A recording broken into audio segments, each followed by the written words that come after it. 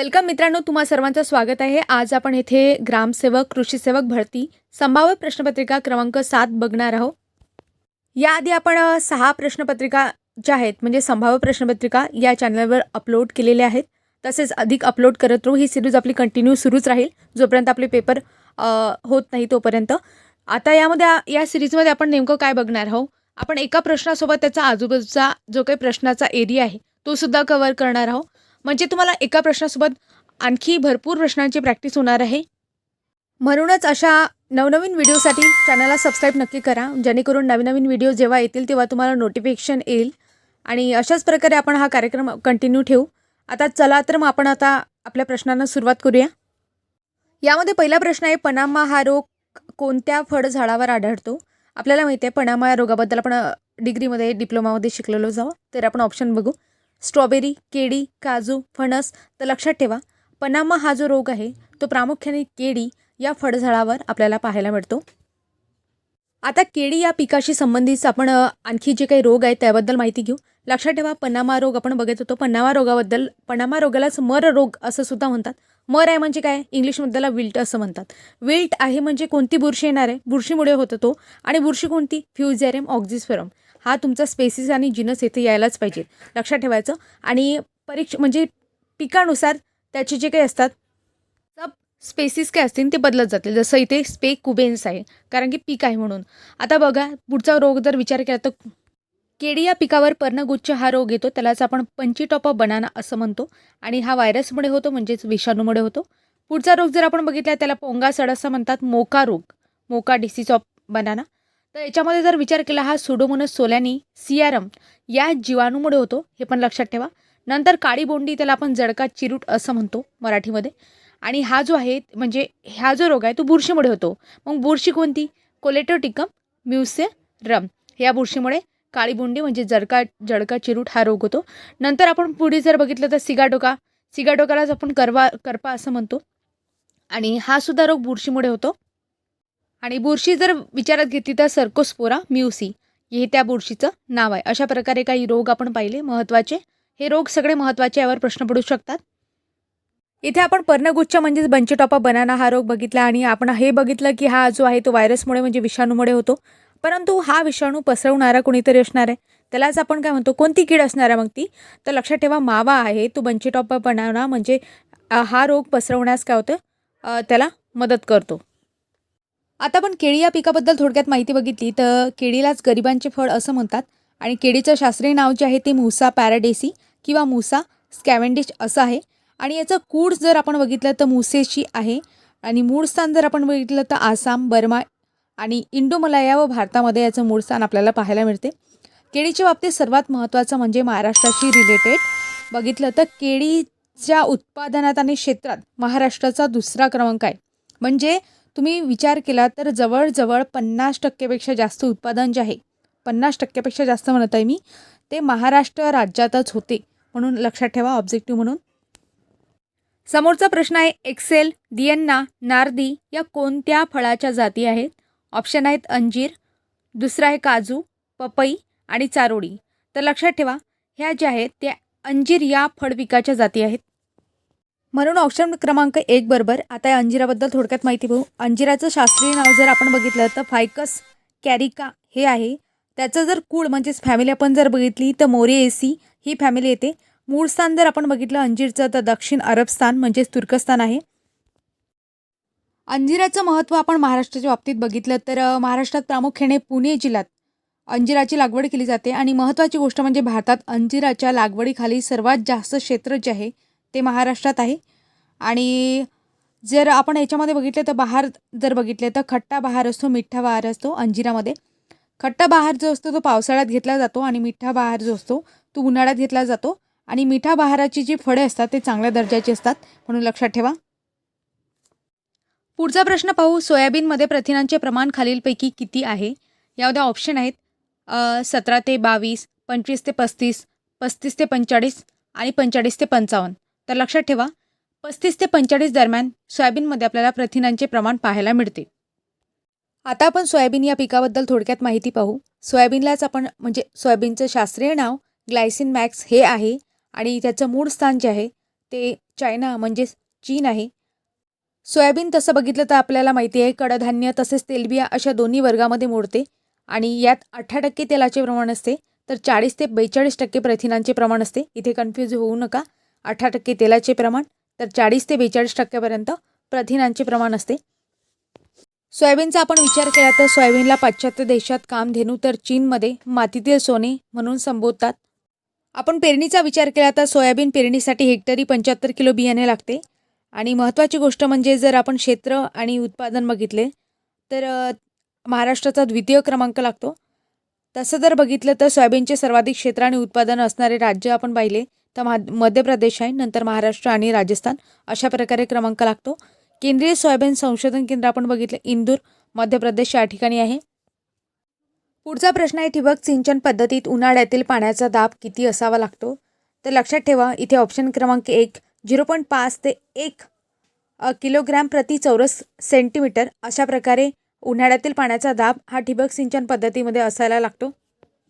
मित्रांनो, आता आपण ठिबक सिंचन या पद्धतीबाबत थोडक्यात जाणून घेणार आहोत. ठिबक सिंचन ही जी पद्धत आहे ती सर्वात प्रथम याचा शोध जो आहे तो इस्रायलमध्ये लावण्यात आला म्हणजे 1952 मध्ये. आणि भारतात जर आपण हे कधी सुरू केली तर 1982 मध्ये सुरू केली. आणि सर्वात प्रथम आपण जर भारतात विचार केला म्हणजे महाराष्ट्रात विचार केला तर महाराष्ट्रामध्ये 1986 मध्ये अवर्षण स्थिती होती. त्यावेळेस द्राक्षाच्या ज्या बागा होत्या त्या वाचवण्यासाठी सर्वात प्रथम नाशिकमध्ये ठिबक सिंचन पद्धतीचा वापर करण्यात आला होता. जगात सर्वाधिक ठिबक सिंचनाखाली असणारे क्षेत्र जर आपण विचारात घेतलं तर अमेरिका, नंतर इस्रायल, नंतर ऑस्ट्रेलिया आणि नंतर भारताचा क्रमांक लागतो. आणि महत्त्वाची गोष्ट म्हणजे भारतातील ठिबक सिंचनाखाली क्षेत्रापैकी जर विचार केला तर 60% पेक्षा जास्त क्षेत्र जे आहे ते महाराष्ट्र राज्यात मोडते. म्हणून महाराष्ट्राचा ठिबक सिंचन पद्धतीमध्ये प्रथम क्रमांक लागतो. अशा प्रकारे मित्रांनो एका प्रश्नासोबत आपण आजूबाजूची माहिती कव्हर करत आहोत जेणेकरून तुमचा पूर्ण बेसिक अभ्यास होईल.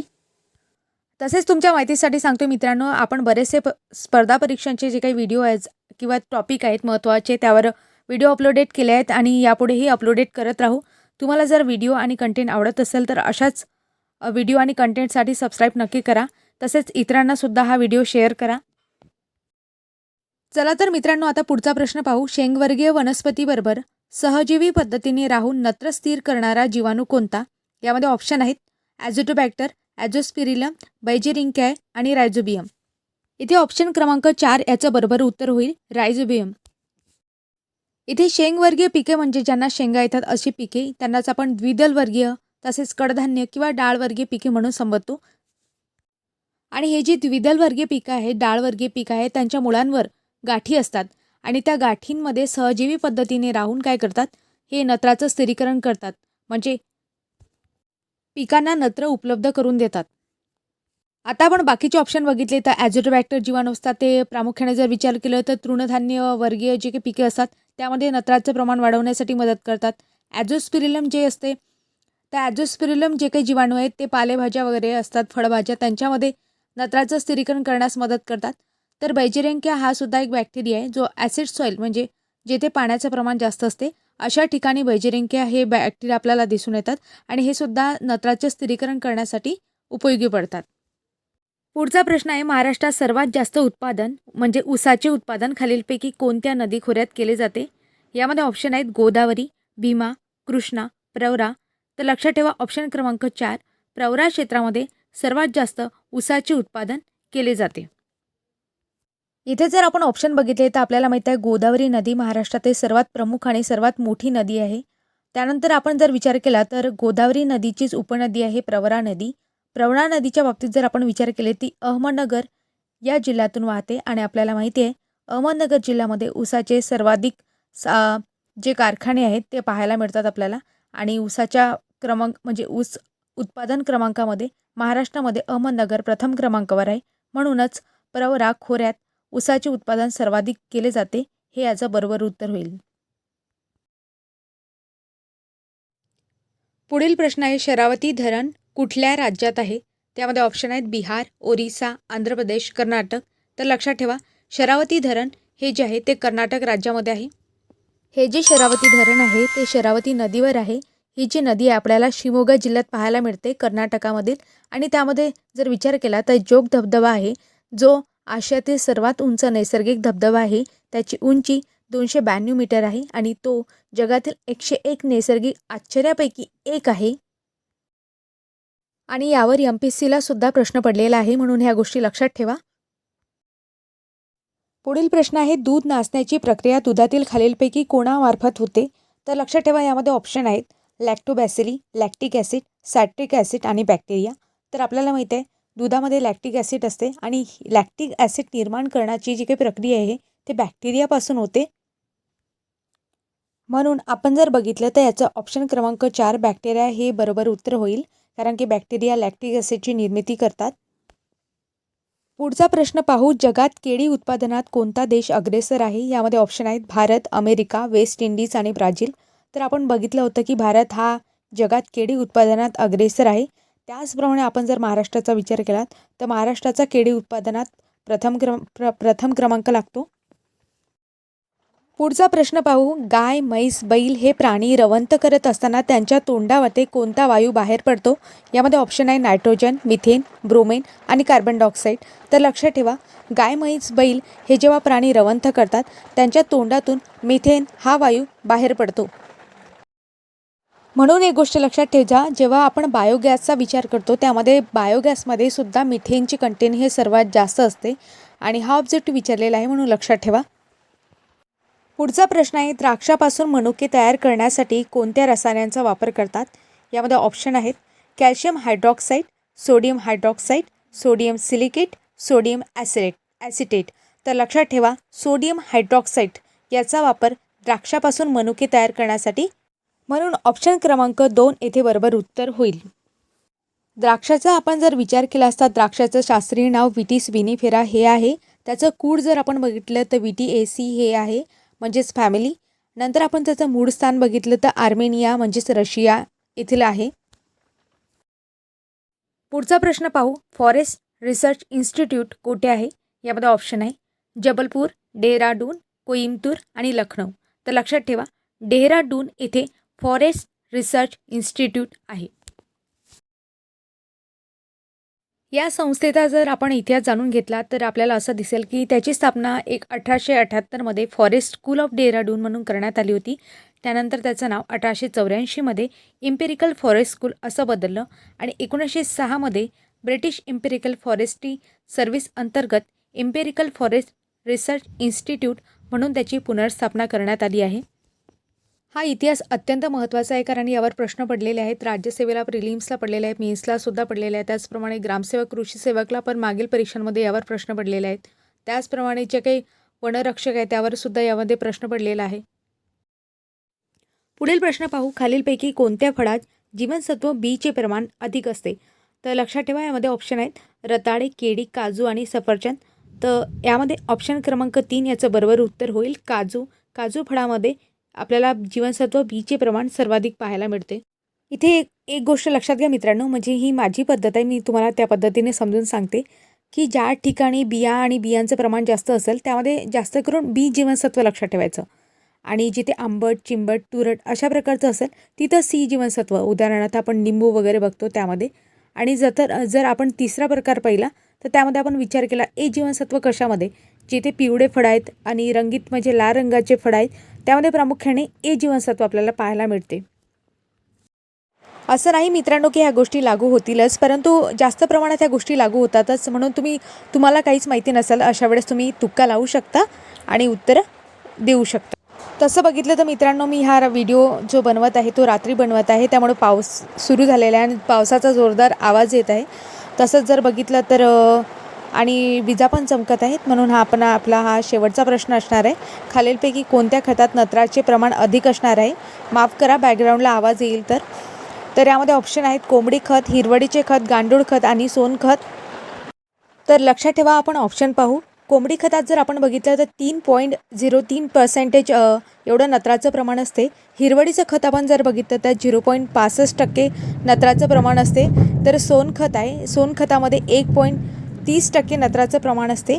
तर गांडूळ खतामध्ये 2.5 ते 3% नत्राचं प्रमाण असते. म्हणून ऑप्शन क्रमांक आपण जर बघितलं तर कोंबडी खत हे त्याचं बरोबर उत्तर होईल. म्हणजे सर्वात जास्त 3.3% 3.03% कोंबडी खतामध्ये नत्राचं प्रमाण असते. अशाच प्रकारे मित्रांनो, तुम्हाला प्रश्नासोबत ॲनालिसिस कसं वाटलं आणि कंटेंट कसं वाटलं हे कमेंटमध्ये मला नक्की सांगा. आणि अशाच नवनवीन व्हिडिओसाठी लाईक, शेअर आणि सबस्क्राईब करायला विसरू नका. आणि जास्तीत जास्त लोकांना हा व्हिडिओ शेअर करा. तुमचे मनापासून आभार. मी जी प्रश्नपत्रिकांची सिरीज चालवली आहे त्यामध्ये तुम्ही चांगल्या प्रकारे प्रतिसाद देत आहात आणि असाच प्रतिसाद देत राहा. आणि भेटूया आपण पुढच्या व्हिडिओमध्ये. तोपर्यंत धन्यवाद.